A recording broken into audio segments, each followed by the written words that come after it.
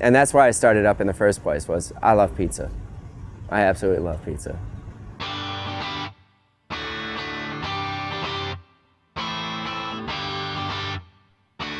When I first came up with my pizza idea, I first wanted to get a restaurant. And so I went to the small business loan people and I said, hey, I'd love to get some money for this. I've got this great idea. Here it is. It's a proven concept. It comes from Detroit.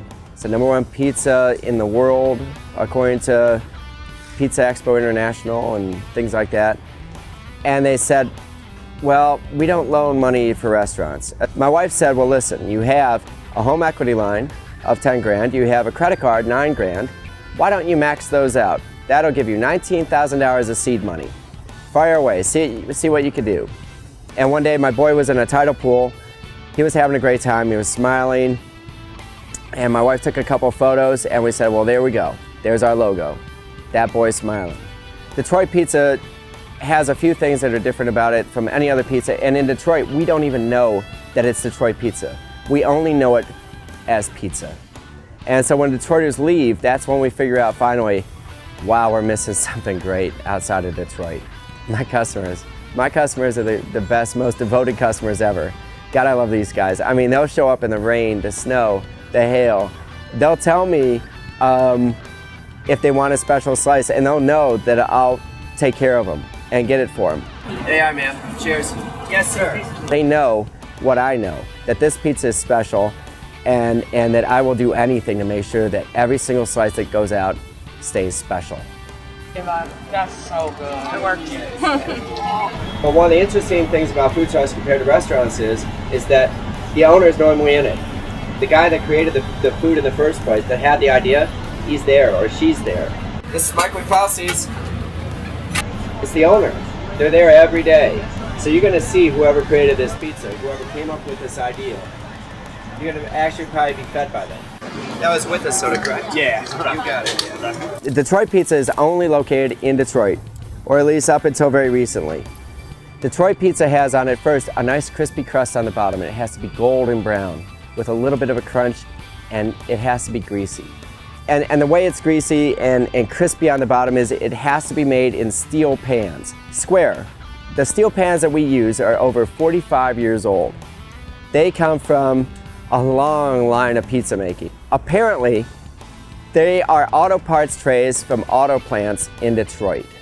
And you would think, wow, they must have great seasoning on them, which is a huge challenge when you're dealing with working in environments like we work in on a food truck, where it could be really humid outside, or it could be rainy. You never know what kinds of conditions these pans are gonna encounter, so you have to take a lot of great care in taking care of them. There's 3 pieces to a good pizza in any kind of pizza you make, and that's the crust, the sauce, and the cheese. So that's my crust. That's where the crust comes from. It's gotta be airy, slightly thick, and it can't be dense like another kind of crust. And next up, we have the cheese. The cheese has to go on top of the crust. And the reason for that is it's called brick cheese.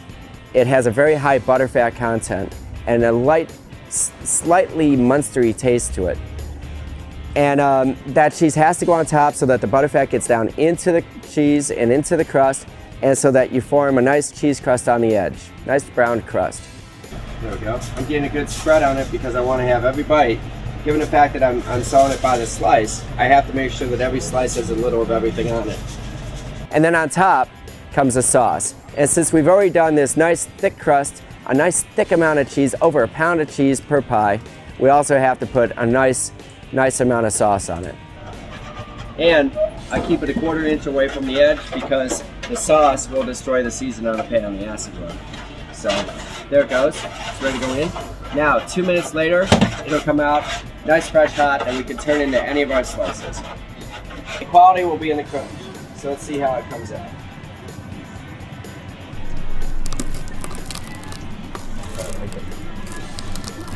And there we go. The final product is a beautiful, cheesy, happy mess.